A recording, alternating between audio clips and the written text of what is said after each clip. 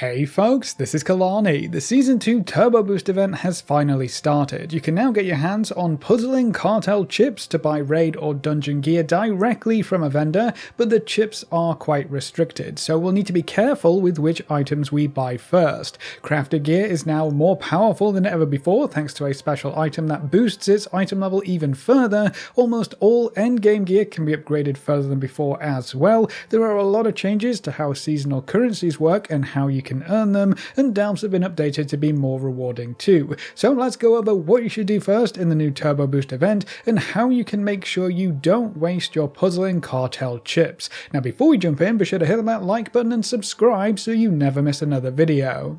The first thing you're going to want to do is check out the Puzzling Cartel Chip vendor and pick up the new weekly quest that allows you to earn this new currency. You can find the vendor just outside of the bank in Dornagal, so pop by and see which items you might want to buy with your precious chips. We can only get 9 chips total over the next 6 weeks, and each item will cost you 3 chips, so you can only buy 3 items for each character that you want to play.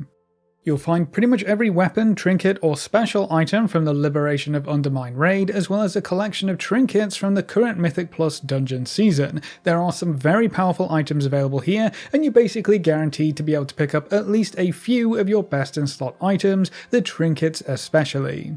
There are 2 levels of gear available and they have different requirements. All of the heroic gear has a minimum item level of 649, can be upgraded all the way to item level 671, and you can buy any of these items as long as you have the 3 required cartel chips. You don't have to kill any specific bosses in the raid or clear any specific dungeons, so everyone can get the heroic track gear baseline. Now all of the myth gear has a minimum item level of 662 and can be upgraded up to item level 684, so if you can pick up any of these items it will be a huge overall item level boost. However, to purchase any of the raid items on the myth track, you're going to need to kill the boss that drops that item on mythic difficulty, so unless you're already mythic raiding, you probably won't be able to get any items from the raid at the higher upgrade levels. The same goes for the dungeon trinkets. If you want to buy the myth upgrade track dungeon trinkets, you will need to complete every seasonal dungeon on a plus 12 key or above. That's probably a good chunk easier to achieve when compared to mythic raid boss kills, especially some of the later raid bosses, but there don't seem to be any plans to let you upgrade a heroic piece to the myth upgrade track if you complete the requirements later on down the line. So before you buy anything, you're going to want to decide if you're gonna try and get either of those requirements done to let you buy the higher item level pieces of gear. If you know you're not going to kill any raid bosses on mythic, well you may as well just go ahead and buy the heroic piece. If you're not really going to try and get those plus 12 key dungeons done, maybe just settle for the heroic version of the dungeon trinket. Now before we continue, today's video is sponsored by Crystal of Atlan, a brand new Magic Punk MMO ARPG that launches globally on May 28th. Dive into the world of Atlan where magic and machinery combine in fantastical cities and environments. Join the Adventurers Guild to uncover the mysterious powers of the crystal and defend it against a strange creeping decay and outsiders who would claim its power for their own. Some new classes were also just revealed, the Fighter main class and its branch classes, the Cloud Strider and the Starbreaker, as well as the Magician branch class, all of which look amazing and add to an impressive roster of 11 classes total available on launch day, and with each class having over 20 skill combinations, there are so many different ways to play. Combat is also very satisfying. Unleash crazy combos on your foes that smoothly flow from one ability to the next, and there are visually impressive air combos that let you take to the skies to deal even more damage, and they add an interesting vertical element to the game's combat. There are also so many different game modes to explore, including solo story adventures, 4 and 8 player dungeons, 20 vs 20 guild battles, and various PvP options. You've got a whole bunch of content to look forward to. So click the link in the description to pre-register for Crystal of Atlan today to claim exclusive rewards and unlock early access, and you can collect summon tickets for a chance to win real-life prizes as well. Now getting back to the video, it's also important to note that these requirements are not currently warbound, so each character that you want to buy gear on will have had to have killed the raid bosses on Mythic or cleared all seasonal dungeons on plus 12 keys or above. The credit is not shared. This may change later on down the line, but for now each character will have to earn their own myth upgrade track gear. So that's the gear we can get, but how do we start earning these Puzzling Cartel chips so we can actually buy something? You'll need to pick up and complete the new weekly quest that can be found right next to the vendor. On the wall behind the vendor, you should be able to pick up the quest by interacting with this poster. The quest is fairly simple. All you have to do is kill 4 raid bosses on normal difficulty or above, or clear 4 mythic dungeons. The first time you complete this quest, it will reward you with 3 Puzzling Cartel chips, so you can buy your first piece of gear more or less right away, and then we'll get 1 more chip per week for the next 6 weeks. So 1 piece of gear this week, and then another piece of gear every 3 weeks after that, until we have 3 pieces of gear total. Now the quest does specifically say that you need to kill raid bosses on normal or above, but that doesn't actually seem to be the case. You still get credit for LFR boss kills as of right now. We're not too sure if that's intended or if it's a bug, but whenever dinars have been available in the past, you could get them from LFR, so hopefully it's intended.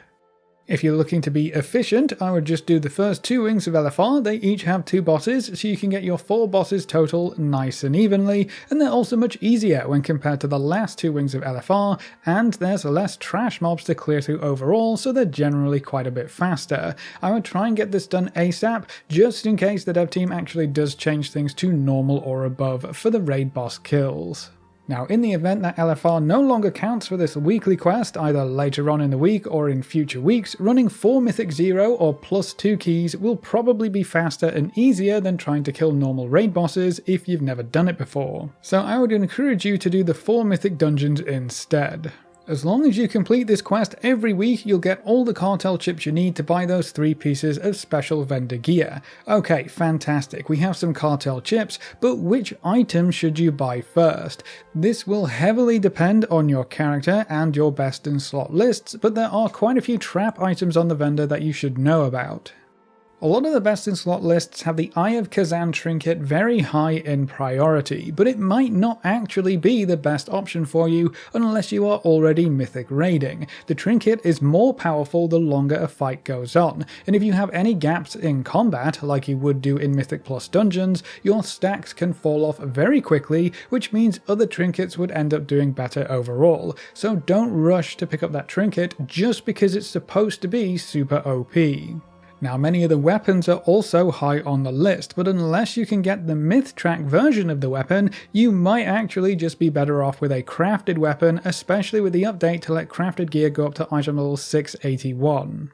The actual best way to figure out if an item is an upgrade would be to sim it. You can grab the Simulation Craft add-on, get your character sim by typing /simc, plug that into raid bots, and there's actually a new option in the Droptomizer for the dinar vendor items. Run a quick sim that matches the content you do most often, so do a dungeon slice or AoE sim for your dungeons, and see what the results say. Even though I would love to pick up the best in slots weapon on my paladin, chances are it just won't actually be a better option unless I can get the myth version, so I'm going to focus on other items for the time being. If you don't want to go through the hassle of simming these items or your character, there is a Wowhead page that goes over the best items to pick up for every class and spec. I'll link that in the description below. Just bear in mind, these are going to be general suggestions and won't take your actual character or the content you play into account. So that's pretty much all you should need to know about the dinar vendor and how that all works, so the next thing I would start working on would be upgrading your crafted gear. The Turbo Boost event introduced a new item called the Augmentation Matrix. You can pick these up from the enchanted crest vendors in Dornagal. There are 2 versions. The runed one costs runed crests and can be used to upgrade the item level of your crafted gear by 3, while the gilded one will cost gilded crests and upgrade your crafted gear by 6 item levels. This allows you to take enchanted gilded crest rank 5 gear from item level 675 to 681. So for every spark that you have, you can turn that into item level 681 gear, which is kind of insane. For any gear that you already have crafted, the process is super simple. Using your own professions, or when you visit a crafting order clerk, make sure you use the recraft option at the top. Plug your item in that you want to upgrade, and you're going to see a new optional crafting reagent slot down at the bottom. This is where you put your augmentation matrix in. You will need the crafting result to be rank 5 to get the maximum item level of 681 with your augmentation matrix attached, so you want to make a personal work order if you don't have the professions leveled up yourself. Now, if you still have some gear to craft with your sparks, make sure you have the augmentation matrix before you start crafting that gear, so then you can do it all at once and you'll save yourself some materials. With these changes in play, anyone who has access to gilded crests can get item level 681 gear, and I would encourage you to upgrade your crafted gear before anything else, because this upgrade will only cost you some crests and will not cost you any Valorstones, so you can save those up for your other good upgrades later on, or maybe even send them over to your alts. Now, I do think it's important to note that patch 11.17 is going to introduce a new belt that starts at item level 684 and can be upgraded multiple times, so this will probably be our new Circe's Circler item moving forward, which means it may end up being powerful enough to remain your best in slot piece of gear into Season 3. We're not entirely sure what the plan is with this belt just yet, or how powerful the dev team want it to be, but chances are this will be a really good belt for absolutely everyone. So I wouldn't upgrade your belt or spend any sparks or crafting materials or Valorstones on a belt slot as a priority. You still can, absolutely, but my recommendation is to leave it until it's your absolute last item to upgrade, because it might just get replaced in patch 11.17. Now at this point you want to start looking at your other gear. Every piece of hero and myth track gear had its upgrade track extended by 2 bumps, so you can get about 6 more item levels on all of that gear. Hero gear now goes up to item level 671, and myth gear is going to go up to item level 684. So even if you can't reliably get your hands on myth track gear because you don't take part in group content, you can still get some good upgrades in this event by upgrading your hero gear a bit further. To help you upgrade your gear, there were a few changes to crests and Valorstones. All crests are now uncapped, so you can collect as many of them as you want without running into seasonal caps that stop your progress. So you could just endlessly run +7 dungeons if you wanted to, and get all of your crafted gear upgraded to 681, and all of your heroic or myth gear upgraded to their new max as well.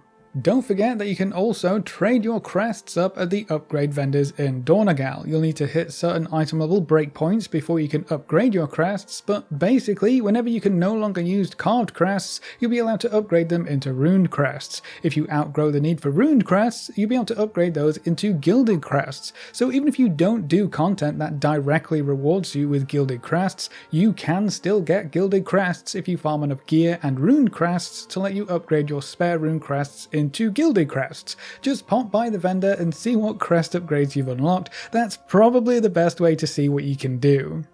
Now Valorstones are also now warband transferable, so you can trade them across all of your characters, which means you can use your main character to quickly farm up Valorstones from things like delves or dungeons, and send them across to your alts to help them gear up, or you can send all of your alts Valorstones up to your main to help max out that character's gear, and then when you no longer need the Valorstones, you can send them back to your alt. However you want to do it, it's going to be up to you. Now transferring Valorstones does come with a 20% penalty, so you're going to lose 20% of the Valorstones that you transfer, which definitely isn't ideal, but I guess it's still better than them not being transferable at all. Just keep in mind that it's not entirely free.